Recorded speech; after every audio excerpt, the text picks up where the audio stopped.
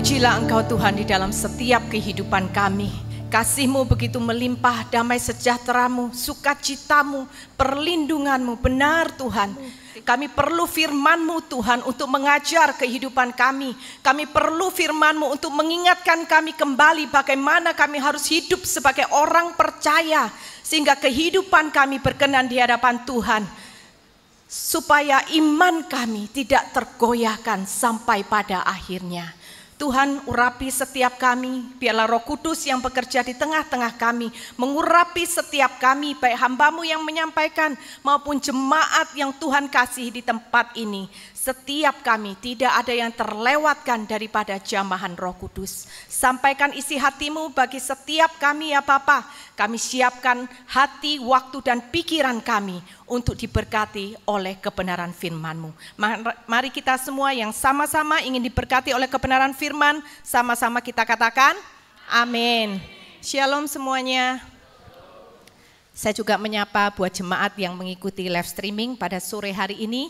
Kita percaya selalu ada damai sejahtera dan sukacita dalam kehidupan kita. Thank you Bu. Amin saudara. Saudara sadar atau tidak sadar, kehidupan kita ini adalah sebuah pertandingan. Ya, kelihatannya kita jalani hari demi hari itu biasa-biasa. Tetapi sebenarnya kita mau diingatkan kembali bahwa hidup ini adalah pertandingan. Hidup kita bukan permainan, tetapi pertandingan iman yang harus kita selesaikan sampai pada akhirnya. Yang namanya pertandingan itu artinya akan ada orang yang menang, ada orang yang kalah, betul? Dan di dalam Lukas 18 ayat 8 dikatakan ketika anak manusia datang di muka bumi, adakah ia mendapati iman? Artinya apa? Tidak semua orang percaya pada akhirnya itu akan mengalami kemenangan di dalam hidupnya. Ketika Tuhan tidak menjumpai iman, berarti banyak orang percaya yang gugur imannya. Hari ini kita mau belajar bagaimana kita semua bisa menjadi pemenang. Amin saudara. Ya, hari kemerdekaan kita merdeka, kita menang dan kita mau membawa kemenangan ini sampai pada kesudahannya. Kemenangan kita bukan hanya saat ini, kemenangan kita bukan hanya besok, tetapi sampai pada kesudahannya. Gimana caranya supaya kita menang? Hari ini kita belajar dengan tema tersungkur dan menang. Ya, yuk sama-sama kita buka di dalam Lukas 7 ayat 36. Lukas 7 ayat 36 sampai 50. Hari ini kita akan belajar dari seorang perempuan yang berdosa. Lukas 7 ayat 36 sampai 50. Kita baca terlebih dahulu ayat 36 sampai ayat ke-39. Seorang Farisi mengundang Yesus untuk datang makan di rumahnya. Yesus datang ke rumah orang Farisi itu lalu duduk makan. Di kota itu ada seorang perempuan yang terkenal sebagai seorang berdosa. Ketika perempuan itu mendengar bahwa Yesus sedang makan di rumah orang Farisi itu, datanglah ia membawa sebuah buli-buli pualam berisi minyak wangi. Sambil menangis ia pergi berdiri di belakang Yesus dekat kakinya. Lalu membasahi kakinya itu dengan air matanya dan menyekanya dengan rambutnya. Kemudian ia mencium kakinya dan meminyakinya dengan minyak wangi itu. Ketika orang Farisi yang mengundang Yesus melihat hal itu, ia berkata dalam hatinya, jika ia ini nabi, tentunya ia tahu siapakah dan orang apakah perempuan yang menjamahnya ini. Tentu ia tahu bahwa perempuan itu adalah seorang berdosa.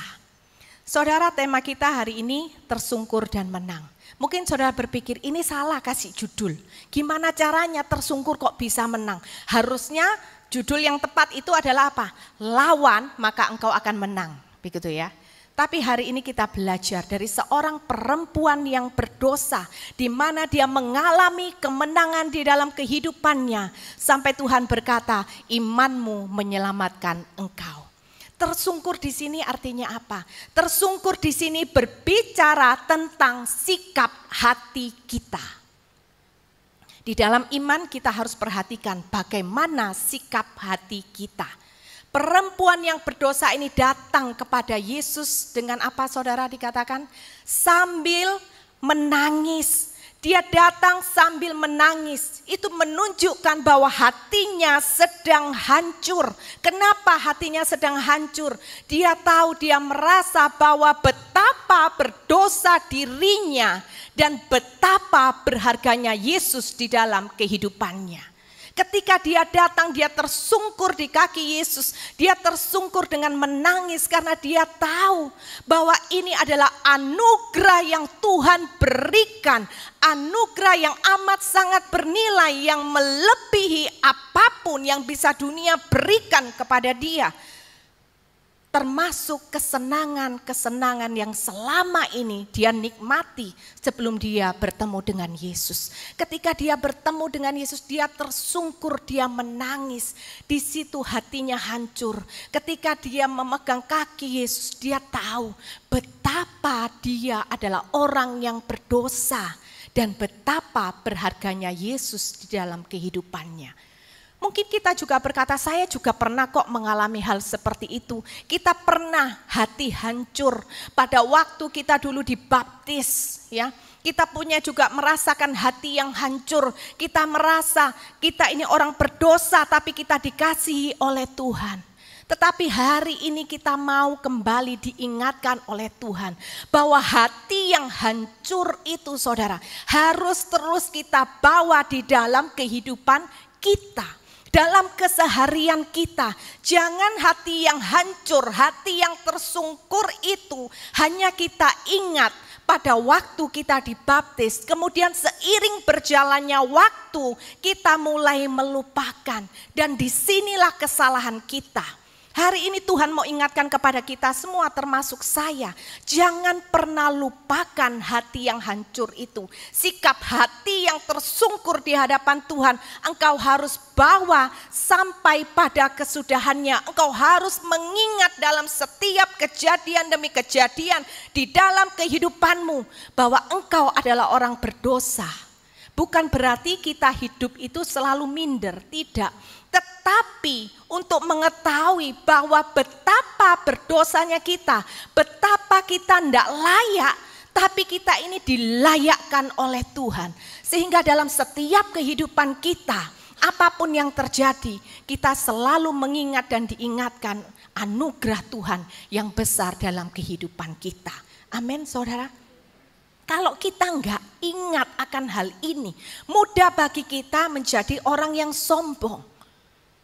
Mengapa banyak orang pada akhirnya mereka melepaskan Yesus? Mereka berkata apa? Saya sudah bertahun-tahun, saya berdoa, saya enggak dapat jodoh.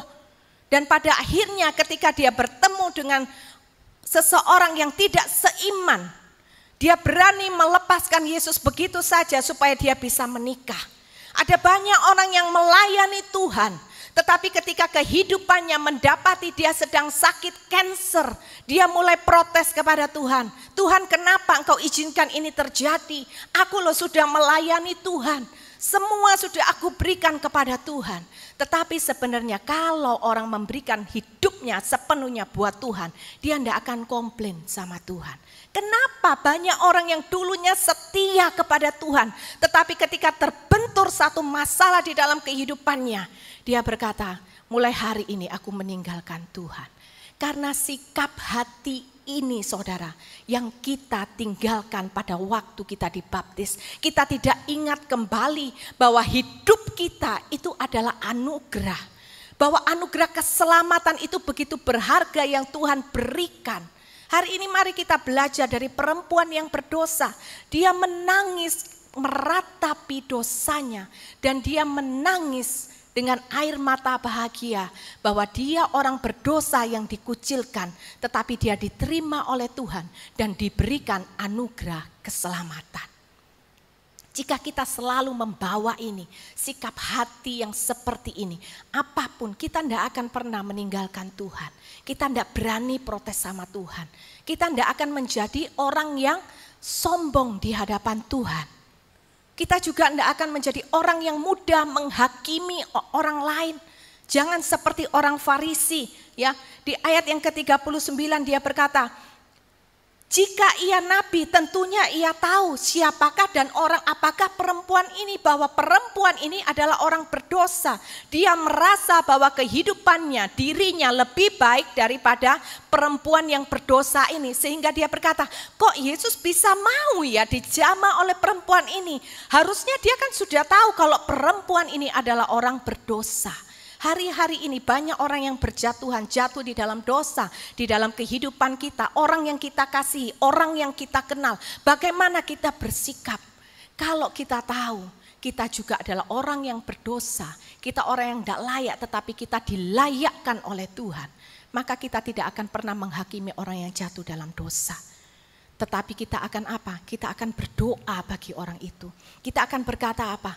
Saat ini engkau jatuh, ayo engkau bangkit kembali. Kita akan gandeng dia, kita akan berikan dia support system. Supaya apa? Supaya dia terangkat dari kehidupan dosanya. Supaya dia meninggalkan dosanya. Bukan kita untuk menghakimi mereka. Amin saudara. Kalau kita punya hati, sikap hati yang tersungkur di hadapan Tuhan. Mengakui bahwa anugerah keselamatan itu yang kita pegang. Kita tidak akan menjadi orang yang sombong. Coba saya minta satu orang ibu deh, bisa maju ke depan. Saya memberikan satu peragaan. Yuk seorang ibu, satu ibu. Ya, oke. Terima kasih. Dengan ibu siapa? Ruth. Oh, ibu Ruth. Ya. Ibu, kalau boleh saya tanya, ibu biasanya lebih suka dibully atau ibu suka membuli? Saya tidak mau dibully dan tidak mau membuli orang juga. Kalau disuruh pilih, Bu? Lebih baik dibully. Oh, lebih baik dibully. Alasannya? Ya, di situ kita belajar mungkin. Ibu ini hatinya luar biasa loh ya. Walaupun berat tapi tetap dia pilih dibully, gitu ya. Oke, lebih baik memang ibu dibully. Begini, karena kalau nanti ibu yang dorong saya, nanti repot. Dibilangnya, itu jemaat mana? Berani dorong-dorong hamba Tuhan. Itu pasti gembalanya ngajarin yang enggak benar. Nah kasihan, nanti gembalanya lagi yang kena. Padahal bapak gembalanya enggak tahu apa-apa. Ya. Memang jadi bapak gembala itu susah loh saudara. Mau jemaatnya benar, salah, gembala itu tetap salah. Oleh karena itu, Bapak Ibu Saudara sini, kasihanilah gembalamu. Amin. Jadilah pelaku firman. Itu adalah cara saudara mengasihi gembala saudara. Terlebih lagi kita mengasihi gembala agung Tuhan Yesus Kristus. Amin. Kalau saya yang dorong ibu enggak apa-apa, paling gini, loh itu pendeta dari mana kok berani dorong-dorong? Enggak apa-apa, paling nanti saya enggak diundang lagi gitu ya. Nah, coba gini, sekarang kalau saya tanya sama Ibu Ruth misalkan. Wes Bu, ngomong aja, ayo ibu mau makan di mana? Saya traktir. Atau ibu mau apa? Sekarang ibu ngomong, saya kabulkan apa yang ibu mau. Kira-kira ketika saya ngomong begitu sama Ibu Ruth ini terima dengan senang hati enggak? Terima dengan senang hati. Karena kelihatannya baik, ya atau menawarkan apa? Tetapi dari cara saya bertanya sama Ibu Ruth, itu saya tanya dengan sikap hati yang sombong. Karena saya merasa gini, ayo wis kamu mau apa aja tak turuti. Karena apa? Aku bisa kok. Kamu mau makan di mana? Ayo tak traktir. Karena apa? Aku punya banyak uang kok. Saya bertanya dengan kesombongan hati. Terlebih lagi kalau saya gini, ayo mau apa? Mau apa gitu. Bu, kita main drama sedikit lah ya Bu ya. Kalau didorong-dorong agak jatuh mundur-mundur gitu loh ya Bu, biar seru ya. Kalau enggak nanti sinetron kita enggak laku. Ya, kalau saya dorong ini, ayo wes, mau apa? Mau apa? Hati-hati Bu. Ini kalau mundurnya wes dengan kesungguhan hati, lupa kalau di belakang ada keyboard Bu, ikut larang Bu, nanti ketumpuan ya. Saya tanya dengan begitu, apakah hati saya baik? Tapi kalau orang yang tidak melihat, hanya mendengar, dikiranya apa? Oh saya itu baik gitu ya, menawarkan segala sesuatu. Tapi cara saya tanya itu saya menantang. Ayo mau apa? Mau apa? Mau apa? Kenapa kok saya begitu? Saya merasa saya lebih daripada Ibu Ruth. Saya lebih berkuasa, saya lebih baik daripada dia. Betul saudara? Dan itu yang sering kali kita lakukan kepada Tuhan. Ketika kita minta sesuatu sama Tuhan, kita minta itu dengan kesombongan. Sekalipun kita tanya, Tuhan apa yang Tuhan mau? Kita tanya gini, Tuhan mau apa? Aku bisa kok dalam hati ya. Tuhan mau apa? Akan aku lakukan. Tapi caranya kita ngomong sama Tuhan itu bukan dengan kerendahan hati, tapi dengan kesombongan kita berkata, aku bisa kok. Tuhan mau suruh aku melayani jadi singer? Bisa. Mau jadi WL? Bisa. Mau khotbah? Bisa. Apa yang aku enggak bisa? Dan bahkan kita sering kali bertanya sama Tuhan itu dengan cara nantang seperti tadi. Mau apa? Mau apa? Kadang kalau kita lagi kena masalah, kita sudah mengalami jalan buntu, kita berkata, Tuhan maumu apa dalam hidupku? Akan aku lakukan. Tapi setelah itu selesaikan masalahku seperti yang aku mau. Itu yang sering kali kita lakukan kepada Tuhan. Ketika saya nantang Bu Ruth, ayo mau apa? Mau apa? Setelah saya lakukan apa yang diminta oleh Bu Ruth, saya berkata, sekarang gantian ya. Tadi kamu minta sudah aku berikan. Sekarang gantian, aku yang minta. Dan itu bukan hati yang tersungkur di hadapan Tuhan. Sekalipun permintaannya sama, tapi sikap hatinya itu berbeda. Sikap hati tersungkur itu seperti ini. Bu Ruth, ayo sini. Bu Ruth berdiri menghadap saya. Ya, thank you, sudah cukup. Bu Ruth berdiri menghadap saya. Hati tersungkur yang dilakukan oleh perempuan yang berdosa itu seperti ini.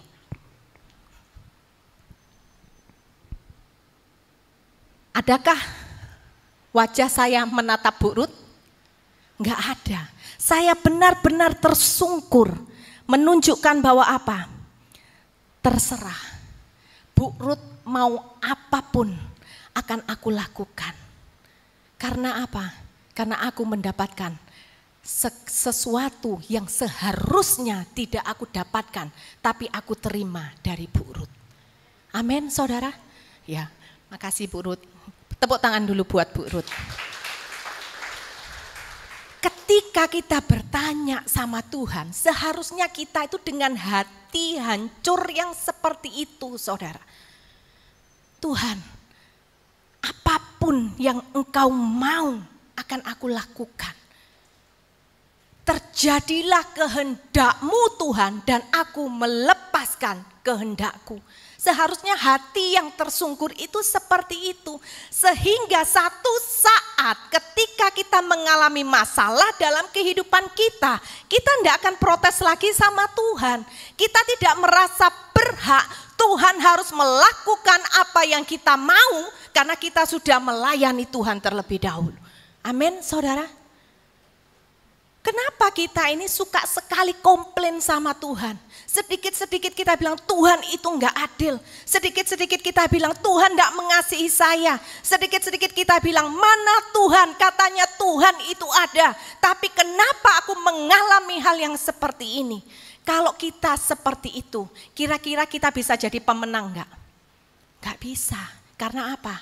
Kita enggak punya sikap hati yang tersungkur di hadapan Tuhan. Tetapi perempuan berdosa ini, dia tersungkur di hadapan Tuhan. Dia tidak berani wajahnya memandang wajah Tuhan. Dia hanya menangis dengan hancur hati.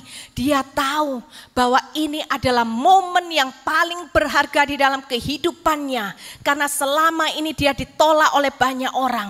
Tetapi ada satu pribadi yaitu Yesus yang menerima dia dengan tangan terbuka. Dengan kasihnya yang sempurna. Sehingga dia berkata bahwa mulai hari ini dan seterusnya akan aku selalu ingat bahwa aku adalah orang yang tidak berharga. Tapi bagi Yesus aku begitu berharga. Dan mengingatkan aku kalau aku tidak berharga, maka ada satu pribadi yaitu Yesus yang berharga di dalam kehidupanku. Amin, saudara. Kalau kita punya sikap hati yang demikian, menghadapi apapun, kita akan berkata apa? Tuhan, terjadilah kehendak-Mu di bumi seperti di surga. Tuhan, terjadilah kehendak-Mu, bukan kehendak-Ku. Amin, saudara. Mau mengalami pergumulan ekonomi, kita berkata, siap Tuhan. Memang gak enak yang namanya diproses. Tapi kalau memang itu kehendak Tuhan untuk memurnikan imanku, aku akan buktikan bahwa imanku adalah iman yang benar di hadapan Tuhan. Aku tidak akan marah, aku tidak komplain, aku tidak merengek-rengek. Karena bagiku yang paling berharga itu bukan uang. Karena bagiku yang paling berharga bukan kesehatanku. Karena bagiku yang paling berharga bukan segala sesuatu yang aku ingini. Tetapi hanya pribadi Yesus satu-satunya yang paling berharga. Dan kalau itu ada di dalam kehidupanku, maka yang lain tidak lagi menjadi sesuatu yang penting di dalam hidup ini. Amin, saudara. Saudara mengerti ya sikap hati yang tersungkur seperti apa? Amin. Saudara diam ini saudara mengerti atau tidak? Jangan sampai enggak ngerti, sudah tak belanin delosor loh. Baru kali ini loh saya khotbah dengan delosor, saudara. Yuk kita punya sikap hati perempuan yang berdosa ini. Dia orang yang berdosa, tetapi dia bisa menghargai kehadiran Yesus di dalam kehidupannya. Dan itu yang mengubah kehidupannya sampai benar-benar dia menjadi seorang pemenang di dalam hidupnya. Ketika dia datang kepada Tuhan, dia bawa semua dosanya di hadapan Tuhan. Dia bawa semua rasa ketidaklayakan, dia bawa mindernya, dia bawa kelemahannya, semuanya dia bawa di kaki Yesus dan dia pakukan di sana. Dan dia berkata bahwa apa? Semuanya saat ini itu semua sudah mati. Aku yang dulu itu mati, tetapi aku saat ini mau hidup dengan cara yang baru. Amin, saudara. Hari ini kalau saudara mengalami kelemahan apapun, bawa kelemahan itu kepada Tuhan. Percayalah saudara, di dalam Tuhan selalu ada jalan keluar. Di dalam Tuhan selalu ada pengharapan. Amin, saudara. Sekalipun mungkin semua orang berkata, engkau apa yang bisa engkau lakukan? Engkau enggak bisa, engkau sampah bagi keluarga ini. Tapi bagi Tuhan tidak ada jalan buntu. Apa yang sampah dibawa kepada Tuhan, Tuhan bisa membuat semuanya itu menjadi indah, menjadi sesuatu yang harum, yang akan mencengangkan bukan saja diri kita, tetapi akan banyak mata orang memandang dan mereka akan melihat bahwa Yesus yang kita sembah adalah Yesus yang luar biasa. Amin, saudara. Kita lihat perempuan ini, dia bawa datang kepada Tuhan segala sesuatunya. Semua yang dia rasakan dia bawa kepada Tuhan. Dan ketika dia bawa kepada Tuhan, dia mengalami yang namanya kelegaan. Apa hari ini yang menjadi kelemahan kita? Bawa kepada Tuhan dan Tuhan akan ubahkan apa yang menjadi kelemahan kita. Tuhan akan ubahkan menjadi sebuah kelebihan. Dulu pelit, kalau lihat uang selalu begini. Waduh, ini buat aku, ini buat aku, gitu ya. Tapi ketika sudah berjumpa dengan Tuhan, dia ketika lihat uang, dia juga tidak tahan. Tapi dia tidak tahan untuk berbagi, menjadi berkat bagi orang lain. Amin, saudara. Apa yang tadi disaksikan oleh Bu Ellen bukan hal yang mudah, ya. Ketika ekonomi lagi merosot, uang tabungan memang ada, tetapi pemasukan itu enggak ada, semuanya minus. Uang tabungan terkuras, tiap bulan bukannya nambah tapi terus berkurang. Dan di saat tabungan berkurang, apakah mudah untuk memberikan kepada orang lain? Enggak mudah. Tetapi kalau kita punya hati yang tersungkur di hadapan Tuhan, dia akan berkata apa? Uang ini bukan segalanya bagiku, karena bagiku jikalau ada Kristus itu sudah cukup. Dan yang aku pegang dalam hidup ini, sekalipun ekonomi saat ini lagi jatuh, aku tidak mau komplain sama Tuhan. Karena hidupku, seluruh hidupku itu adalah anugerah yang tidak layak aku terima, tetapi aku dilayakkan untuk menerima. Amin, saudara. Jadi hari ini ibu-ibu kalau punya suami yang pelit, jangan sakit hati, jangan kepahitan. Ibu-ibu kepahitan, kena kanker, ibu mati, bapak senang nanti nikah lagi ya, sudah pinter semuanya. Bapak-bapak, jangan ini jadikan ide. Oh ini ide bagus ini. Mulai sekarang aku tak pelit aja biar istriku kena kanker. Bertobat suami-suami yang pelit. Amin. Ada suami yang pelit, istri mendoakan. Ada istri yang tidak menghargai suami, suami mendoakan.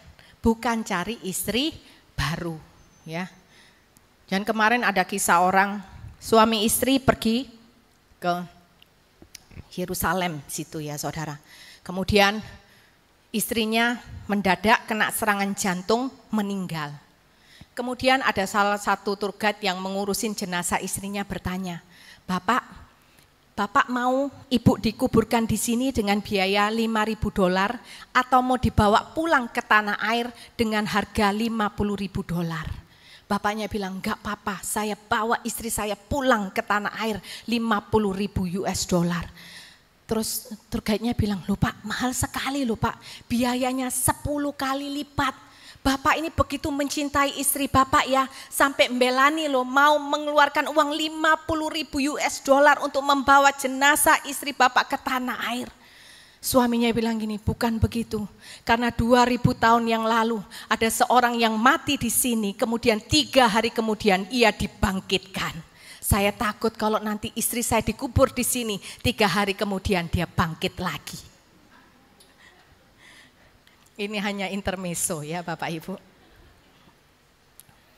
Setiap kali kita datang kepada Tuhan, setiap kali kita ibadah di tempat ini, yuk punya hati tersungkur di hadapan Tuhan. Ketika kita beribadah, ketika kita berdoa, jangan datang kepada Tuhan itu dengan rasa, aku loh sudah orang benar. Kita adalah orang yang dibenarkan dan kita adalah orang yang berusaha setiap hari untuk hidup lebih benar, lebih benar, lebih benar dan seterusnya. Amin saudara. Tetapi jangan menganggap itu sebagai satu kebanggaan. Kita harus ingat dari mana kita berasal. Firman Tuhan memang mengatakan engkau saat ini bukan lagi sahabat, tetapi engkau bukan hamba, tetapi engkau adalah anak. Memang kita adalah anak, tetapi jadi anak kita pun juga harus mengerti dari mana asal kita. Kita ada dari kubangan lumpur, tempat kita seharusnya dalam api kekal, tetapi Tuhan angkat, pindahkan kita di dalam sebuah anugerah keselamatan. Itu yang harus kita ingat. Sebagai anak kita juga harus mengingatkan, sebagai anak harus bisa menghormati bapaknya. Amin saudara. Jadi hari ini kalau kita berdoa, kemudian doa kita enggak dijawab seperti yang kita mau, bagaimana respon kita? Dulu kita ngomel, kita marah, tapi hari ini kita berkata apa? Tuhan, biarlah semuanya kehendak-Mu yang terjadi. Aku tinggalkan segala kehendak dan keinginanku. Amin saudara. Kalau kita punya sikap hati yang demikian saudara, baru kita ini bisa berkata, Tuhan, aku memberikan hidupku sepenuhnya bagimu. Tapi kalau enggak bisa. Kalau kita enggak punya sikap hati yang tersungkur, kita berkata, Tuhan, aku berikan hidupku semuanya bagimu. Itu hanya lip service doang. Tetapi apa yang kita kerjakan sebenarnya bukan karena kita mengasihi Tuhan, tetapi supaya kita dipandang lebih baik daripada orang lain. Segala sesuatu yang kita lakukan untuk Tuhan supaya kita dapat rewardnya. Aku melakukan ini. nanti pasti aku diberkati oleh Tuhan. Kalau aku melayani Tuhan, pasti nanti aku yang punya pergumulan ekonomi, aku diberikan mujizat. Kalau aku sedang sakit, tapi aku tetap melayani Tuhan, nanti Tuhan pasti akan berikan kesembuhan. Memang Tuhan bisa melakukan itu semua, tetapi Tuhan melihat kita, apakah kita sebagai orang yang benar? Tidak, saudara. Tetapi kita melakukan itu semua karena kita punya motivasi, kita ingin mendapatkan sesuatu yang Tuhan bisa lakukan buat kita. Dan itu bukan iman yang benar. Iman yang benar adalah seperti perempuan yang berdosa ini. Dia berkata, mulai saat ini hidupku tidak menceritakan tentang aku lagi. Mulai saat ini karakterku mati. Mulai saat ini keinginanku mati. Dia salibkan semuanya di bawah kaki Yesus. Dan dia berkata, mulai hari ini harus aku hidup dengan karakter Yesus. Mulai hari ini apa yang aku kerjakan hanya kehendak Tuhan yang mau aku kerjakan di dalam kehidupanku. Amin, saudara. Jadi setiap hari ketika kita berdoa kepada Tuhan, kita bertanya, Tuhan apa sih yang mau Engkau untuk aku lakukan hari ini di dalam kehidupanku? Ketika kita buka mata, apa yang ada di dalam pikiran dan hati kita hanyalah satu. Bagaimana aku bisa menyenangkan Tuhan hari ini? Amin, saudara. Jalani hari demi hari, itu yang firman Tuhan katakan. Tetapi bukan menjalaninya hari demi hari. Oh, hari ini aku mau ngapain ya? Hari ini aku harus begini, harus begitu supaya aku nanti cuan. Aku mau begini supaya nanti aku diuntungkan. Aku mau begini supaya nanti aku dapat nama. Semuanya kembali kepada aku. Dan itu bukan sikap hati yang tersungkur. Sikap hati yang tersungkur, kita berkata, apa sih yang mau aku cari dalam hidup ini selain aku mau menyenangkan hati Bapa? Karena aku sudah diangkatnya dari api kekal. Aku dipindahkan untuk satu hari kelak semuanya kita bisa berjumpa di dalam Yerusalem baru. Amin, saudara. Kalau kita punya hati yang demikian, maka yang kita pikirkan akan selalu yang namanya perkara-perkara rohani. Yang kita pikirkan adalah selalu kekekalan. Dan kalau itu yang kita kerjakan setiap hari dalam kehidupan kita, saudara nggak usah pusing, saudara nggak usah bingung. Kehidupanmu pasti jadi berkat. Kehidupanmu akan menceritakan kemuliaan Tuhan yang akan terjadi di dalam kehidupan kita. Dan percayalah, ketika kita memikirkan hati Bapa, maka segala yang kita butuhkan, Tuhan tidak akan pernah menutup mata. Amin, saudara. Harus punya sikap hati yang seperti ini. Dan kalau punya sikap hati yang seperti ini, mau badai topan apapun yang terjadi, kita semua pasti jadi pemenang. Karena yang kita pikirkan bukan lagi perkara-perkara duniawi. Yang kita pikirkan bukan lagi kenyamanan kehidupan kita. Yang kita pikirkan lagi bukan apa semua hal-hal yang jasmani yang bisa kita nikmati di dunia ini. Tetapi semuanya yang kita pikirkan adalah hanya satu, menyenangkan hati Tuhan. Amin, saudara. Kita harus kejar iman kita yang seperti itu. Iman kita harus setiap waktu itu harus naik level. Jangan hanya kehidupan kita yang naik level, tapi iman itu harus iman yang naik level. Mari hari ini kita belajar dari perempuan yang berdosa, ya. Dia memberikan segenap hidupnya untuk Tuhan, dan itu adalah persembahan tertinggi yang bisa kita berikan kepada Tuhan. Persembahan tertinggi, persembahan yang berkualitas yang kita berikan kepada Tuhan. Bukan ketika kita tadi ngisi kantong persembahan. Bukan ketika kita memberikan perpuluhan. Bukan. Tetapi ketika kita memberikan segenap hidup kita buat Tuhan. Itu adalah persembahan tertinggi yang kita berikan kepada Tuhan. Amin, saudara.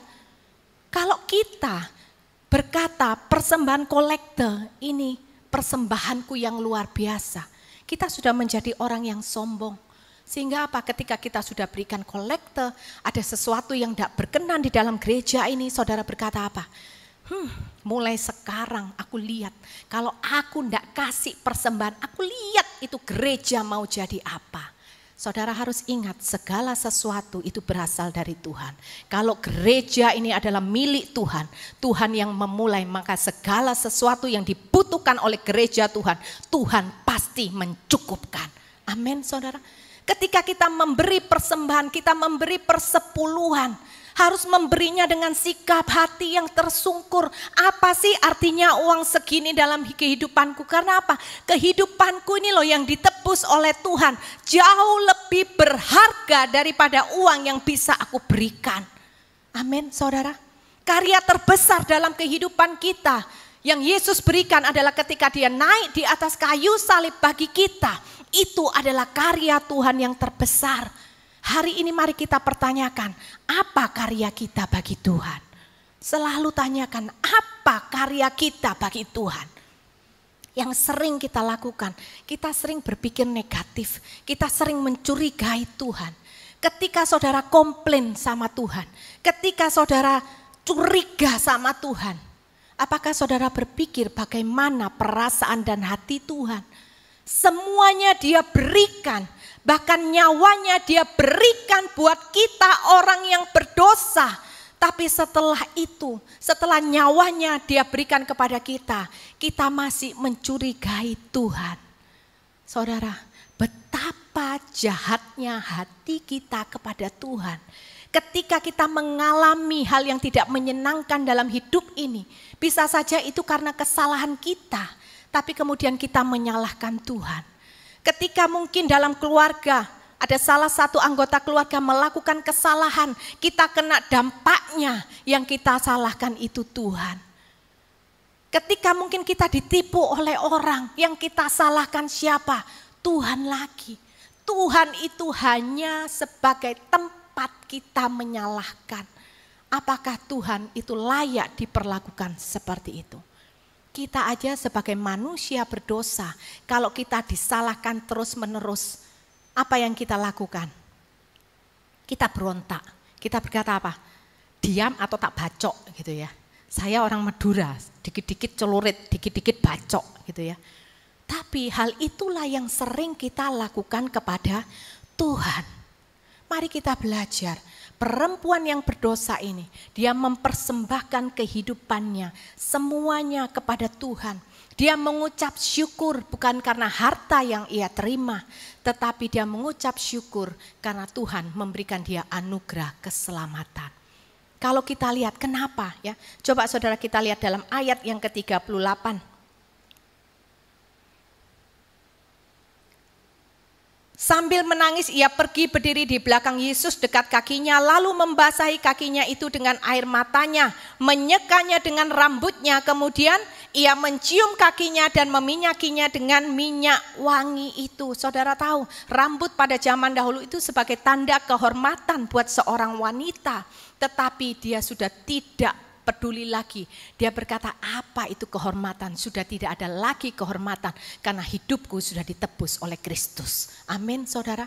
Dia pertaruhkan semuanya karena dia tahu mulai hari ini hidupnya itu sepenuhnya hanya milik Tuhan, saudara. Dan kemudian kalau kita lihat kembali ya, kita coba baca ayat 44.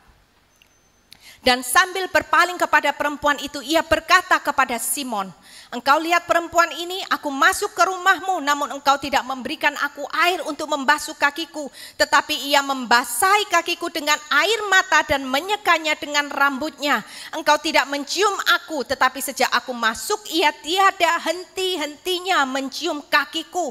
Engkau tidak meminyaki kepalaku dengan minyak, tetapi ia meminyaki kakiku dengan minyak wangi. Saudara, banyak dari kita berkata iya, perempuan ini disukai oleh Tuhan karena dia bawa minyak yang mahal. Sehingga kemudian kita berbondong-bondong membawa uang persembahan yang banyak buat gereja. Kemudian kita berpikir Tuhan pasti disenangkan oleh kehidupanku. Salah. Tetapi dia membawa minyak yang mahal, segala sesuatu. Bukan karena dia merasa ini mahal, tetapi dia merasa ini semua loh gak ada artinya dibandingkan anugerah keselamatan yang aku terima hari ini. Apa yang paling berharga di dalam kehidupan kita? Berani enggak kita berikan untuk Tuhan? Segala sesuatu yang kita pandang berharga lebih dari Yesus itu adalah berhala. Dan percayalah saudara, ketika saudara masih ada berhala-berhala dalam kehidupan kita, Tuhan pasti akan proses kita di sana. Kita memberhalakan uang, Tuhan akan proses keuanganmu. Kita memberhalakan kesehatan, Tuhan akan proses di sana. Apa yang menjadi berhala dalam kehidupan kita, Tuhan akan proses di sana. Karena apa? Dia mengasihi kita. Tuhan sedang mengajarkan, ayo jangan engkau sia-siakan anugerah keselamatan yang sudah aku berikan. Karena apa? Tuhan ingin menjumpai setiap kita saat ini, orang-orang percaya. Satu hari kelak kita semua berkumpul di dalam Yerusalem yang baru. Amin saudara, ya. Kita lihat perempuan ini, matanya yang dulu dia pakai untuk menggoda laki-laki lain, saat ini dia pakai matanya, air matanya hanya apa? Untuk membasuh kaki Yesus. Rambut yang dulu dia kepang-kepang untuk memikat orang laki yang lain, untuk memikat orang jatuh dalam dosa. Tapi saat ini dia pakai rambutnya hanya untuk membasuh kaki Yesus. Hanya untuk membersihkan kaki Yesus. Lihat saudara, segala sesuatu yang dulunya dia pakai untuk berbuat dosa, saat ini semuanya dia serahkan untuk melayani Yesus. Dan itulah penghormatan tertinggi yang bisa kita berikan kepada Yesus. Yaitu apa saudara? Segenap kehidupan kita. Kalau kita berkata, Tuhan, segenap hidupku aku mau berikan kepada Tuhan. Apakah kehidupan yang penuh dosa yang mau kita berikan kepada Tuhan? Tentunya tidak. Jadi hari ini kalau kita berkata, Tuhan, aku mau memberikan hidupku sepenuhnya untuk Tuhan. Maka tidak lain kita harus buang dahulu dosa kita. Kita harus benci dosa kita. Kita harus katakan dosa itu harus mati di dalam kehidupanku. Kehidupanku harus mati, tetapi aku mau kehidupan Yesus yang tumbuh di dalam hidupku. Amin saudara, kita yang semakin kecil, Kristus yang semakin besar. Dan kalau kita lihat di dalam cerita ini, yang mengundang Yesus itu siapa? Orang Farisi, betul? Orang Farisi yang mengundang Yesus. Tetapi siapa yang dipuji oleh Yesus? Perempuan yang berdosa. Mengapa kok bukan orang Farisi yang dipuji Yesus? Padahal dia yang undang Yesus, dia adalah tuan rumahnya. Karena bagi Yesus, apa yang ditawarkan oleh Farisi itu tidak berharga. Dia hanya menawarkan Yesus datang, makan di rumahnya. Tapi dia adalah orang yang tidak percaya kepada Tuhan. Dia mengundang Yesus untuk datang makan di rumahnya. Dia sedang berspekulasi. Mungkin ketika Tuhan datang di rumahku bisa membuat aku dan keluargaku menjadi orang yang terkenal. Itu yang mungkin ada di dalam hatinya. Dia berpikir, ketika aku mengundang Yesus datang ke rumahku, aku bisa jadikan Yesus sebagai hiburan untuk ngobrol ngalor ngidul. Hari ini apa yang kita kerjakan bagi Yesus yang kelihatannya di mata manusia itu baik, belum tentu itu berkenan di hadapan Tuhan. Kalau kita tidak punya sikap hati yang tersungkur di hadapan Tuhan. Kalau engkau melakukan segala sesuatu kepada Tuhan dengan bangganya engkau berkata, Tuhan, aku sudah melayani engkau. Dan kita merasa kita menjadi orang yang baik. Kita menjadi orang yang berharga. Kita menjadi orang yang lebih baik dibandingkan orang lain yang tidak melayani Tuhan. Maka kita tidak ada bedanya dengan orang Farisi ini. Kalau kita melayani Tuhan hanya sekedar supaya orang tahu kita, hanya supaya kita terkenal, atau supaya kita mendapatkan jabatan di dalam gereja ini, Tuhan berkata, engkau tidak ada bedanya dengan orang Farisi itu. Tetapi bagi Tuhan, yang berkenan itu adalah hati perempuan yang berdosa. Dia datang kepada Tuhan dengan hati yang hancur. Dan kemudian di ayat yang ke-47 Tuhan berkata apa? Sebab itu aku berkata kepadamu, dosamu yang banyak itu telah diampuni, sebab ia telah banyak berbuat kasih. tetapi orang yang sedikit diampuni, sedikit juga ia berbuat kasih. Kita bisa menjadi berkat. Benar-benar kehidupan kita bisa segenap hidup ini untuk Tuhan. Kalau kita mengerti dengan benar bahwa kehidupan kita, dosa kita itu sudah diampuni. Kita menghargai anugerah keselamatan dengan benar. Di situ baru kita bisa melayani Yesus dengan hati yang benar. Ketika kita menghargai anugerah keselamatan dan kita berkata, Tuhan, segenap hidupku milik-Mu, baru apa yang kita lakukan itu berkenan di hadapan Tuhan. Amin, saudara. Jadi ketika kita mau melayani Tuhan, memberikan hidup ini, segenap hidup kita untuk Tuhan. Bukan karena orang lain melakukan, maka kita juga mau melakukan hal yang sama. Bukan karena kemudian gembala memberikan nasihat kepada saudara, ayo segenap hidup harus kita berikan. Kemudian kita, iya aku mau. Tapi saudara tidak mengerti esensinya bagaimana memberikan segenap hidup itu untuk apa, karena apa. Maka mudah sekali nanti pada akhirnya ketika kita mendapati masalah, saudara akan berkata kepada Bapak Gembala, Pak Gembala, saya sudah memberikan segenap hidup saya loh kepada Tuhan. Tapi kenapa sekarang saya mendapatkan masalah yang seperti ini? Coba Bapak Gembala jelaskan kepada saya. Loh Bapak Gembalanya ya pusing toh ya. Kalau saya jadi Bapak Gembala, saya bilang tunggu nanti setelah ketemu Tuhan, tanya sendiri.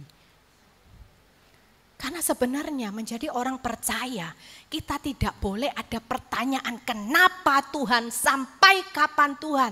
Kalau kita berkata segenap hidup ini milik Tuhan, maka kita akan berkata apa? Suka-sukamu Tuhan. Betul saudara? Suka-sukamu Tuhan. Saya setiap kali nyanyi suka-sukamu Tuhan, saudara. Sampai hari ini saya menangis. Karena apa? Saya selalu periksa hati saya, benar enggak sih aku bisa berkata suka-sukamu Tuhan. Saya enggak berani untuk ngomong sesuatu sama Tuhan yang belum tentu saya bisa lakukan. Ketika mungkin orang lain bernyanyi suka-sukamu Tuhan dengan hati yang gembira. Tapi saya nyanyi lagu suka-sukamu Tuhan itu dengan hati yang hancur. Karena saya diingatkan kembali betapa anugerah keselamatan itu berharga dalam kehidupanku. Dan tidak ada satupun yang berharga dalam hidupku selain Yesus.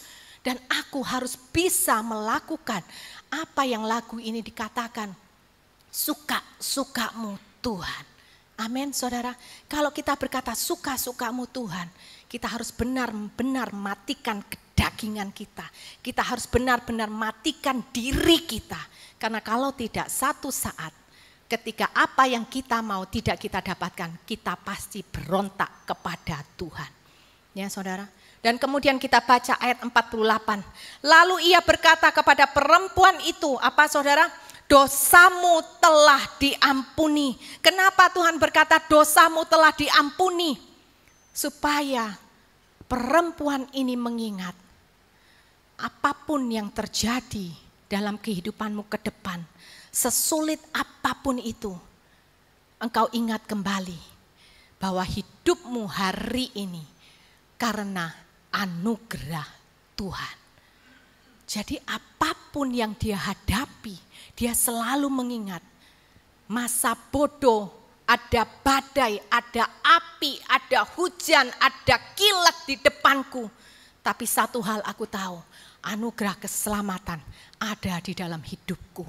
Maka kalau ada anugerah keselamatan akan selalu ada damai sejahtera, ada sukacita, ada kekuatan, ada penghiburan. Dan kalau menjadi orang yang seperti ini, apapun yang terjadi, dia tidak akan memandang ke belakang. Dia tidak akan toleh ke kanan, ke kiri. Tetapi dia berkata, apapun yang terjadi, aku akan terus berjalan maju ke depan.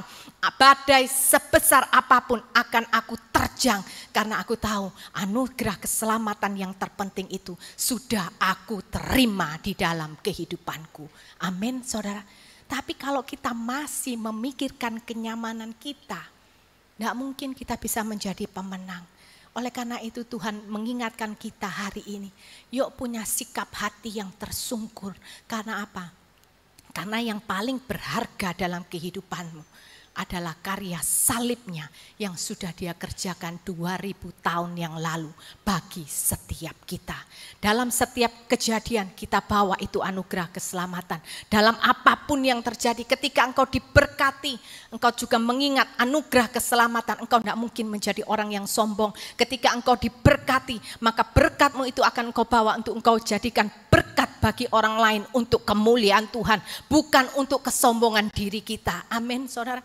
Ketika saudara membawa anugerah keselamatan, saudara menghadapi badai dalam hidupmu, kau akan berkata, enggak apa-apa, badai ini juga pasti akan berlalu. Karena yang terpenting, aku punya anugerah keselamatan yang harus aku terus kerjakan dalam kehidupanku. Satu hari kelak tujuanku adalah Yerusalem baru. Amin, saudara. Oleh karena itu di ayat yang ke-50, tetapi Yesus berkata kepada perempuan itu, imanmu telah menyelamatkan engkau, pergilah dengan selamat. Iman yang seperti apa? Iman yang menyelamatkan. Iman yang selalu membawa anugerah keselamatan di dalam kehidupan kita. Amin, saudara. Yuk saudara, kita punya iman yang benar. Iman yang menyelamatkan dengan sikap hati yang tersungkur di hadapan Tuhan. Yang pertama, bahwa kita menyadari betapa berdosanya kita dan berharganya pribadi Yesus dalam kehidupan kita. Sikap hati yang tersungkur yang kedua, kita berkata apa? Terjadilah kehendakmu, aku rela melepaskan kehendakku. Dan sikap hati tersungkur yang ketiga adalah apa? Ku persembahkan kepadamu Yesusku. Amin, saudara. Mari kita bawa karya salib Kristus. Kita bawa anugerah keselamatan Kristus setiap hari di dalam kehidupan kita. Apapun yang terjadi dalam hidup ini, ingatkan kembali dirimu. Hidup kita itu sebenarnya di neraka api kekal. Tetapi karena kasih Yesus, karena cintanya Yesus, karena pengorbanannya di atas kayu salib, satu hari kelak Tuhan Yesus rindu untuk kita berjumpa dalam Yerusalem baru. Kalau kita lihat, kalau kita mengingat pengorbanannya yang luar biasa, masihkah kita mau komplain kalau kita menghadapi hal-hal yang tidak enak dalam hidup ini? Apalagi masalah yang ada dalam kehidupan kita, itu karena kesalahan kita di masa lalu. Hari ini kita menuai. Kalau kita mengingat pengorbanannya di atas kayu salib, masihkah kita mau hidup bagi diri kita sendiri? Kalau kita melihat dia, bagaimana mengalami penderitaan yang begitu amat sangat, masihkah kita mau hidup di dalam dosa? Mari kita semua bangkit menjadi pemenang-pemenang kehidupan dengan sikap hati yang menghargai bahwa hidup kita adalah anugerah. Mari kita selalu bawa salib Kristus di dalam kehidupan kita untuk mengingatkan betapa kita berhutang kehidupan kepada Yesus. Biarlah mulai hari ini, apapun yang terjadi, kita berkata, Tuhan, aku tahu hidupku mahal, sehingga Engkau mau menebus hidupku melalui karya kayu salib. Aku tidak mau main-main lagi dalam hidupku. Hidupku hanya untuk menyenangkan Tuhan. Kalau kita punya sikap hati yang tersungkur seperti perempuan yang berdosa, menghargai karya salib, Tuhan Yesus akan disenangkan melalui kehidupan kita. Dia bangga bahwa pengorbanannya tidak sia-sia. Kita ingat, terlalu besar, terlalu banyak dosa-dosa kita. Seperti perempuan yang berdosa, dia tahu, dia begitu dikasihi oleh Tuhan, sehingga dia mau memberikan hidupnya, segenap hidupnya hanya untuk Tuhan. Mari kita bangkit berdiri. Saya undang untuk worship leader dan singer untuk maju ke depan.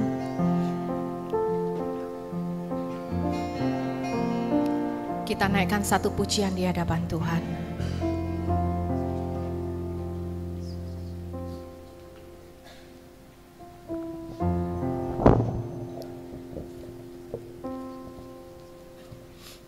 kita naikkan lagu ini dengan kesungguhan hati kita. Yuk saudara, benar-benar hari ini kita berkomitmen di hadapan Tuhan. Mulai hari ini dan sampai kesudahannya Tuhan, aku akan selalu membawa karya salib-Mu di dalam pikiran, di dalam hatiku, dan di dalam hidupku. Supaya benar-benar nyata bahwa hidupku hanya untuk menyenangkan hati Tuhan.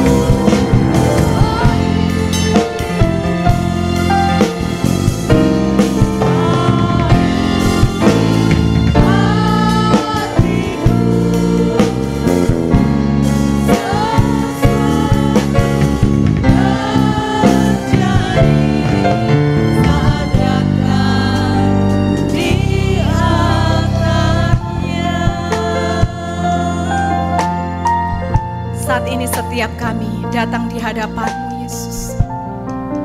Biarkan hati kami tersungkur di hadapan Engkau.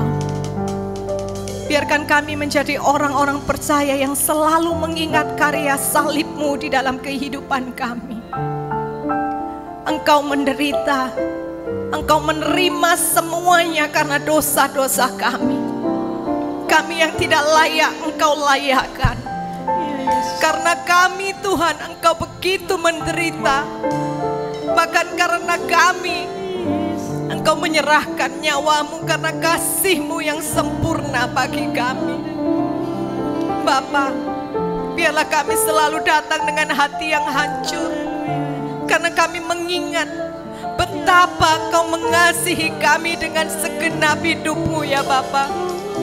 Kalau Engkau mati bagi kami 2000 tahun yang lalu, maka kini giliran kami untuk kami mati atas kehidupan kami. Kami mau membawa kehidupan Kristus di dalam kehidupan kami.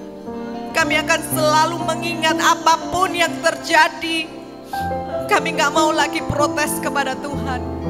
Karena kami tahu Tuhan, karya salib-Mu sudah menebus setiap kami. Kami tidak mau main-main lagi dengan hidup kami. Kami mau hidup kudus, kami mau hidup suci Tuhan. Karena kami tidak mau menyia-nyiakan karya salib-Mu.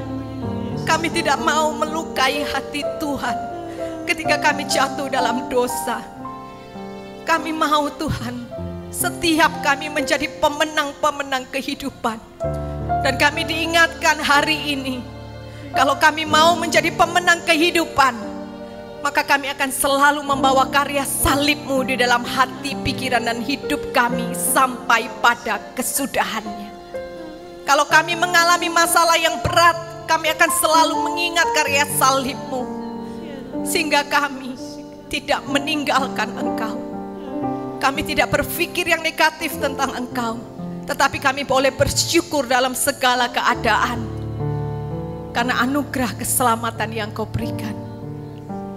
Ketika Engkau mengangkat kami tinggi, ketika Engkau memberkati kami, maka karya salib-Mu juga akan selalu ada di dalam pikiran dan hati kami. Kami mengingat bahwa semuanya bukan karena kami, tetapi semuanya hanya karena kebaikan Tuhan. Dalam keadaan apapun, baik kami di atas, baik kami di bawah, kami akan selalu menjadi berkat. Karena yang selalu kami bawa adalah karya salib-Mu. Terima kasih Tuhan Yesus, terima kasih.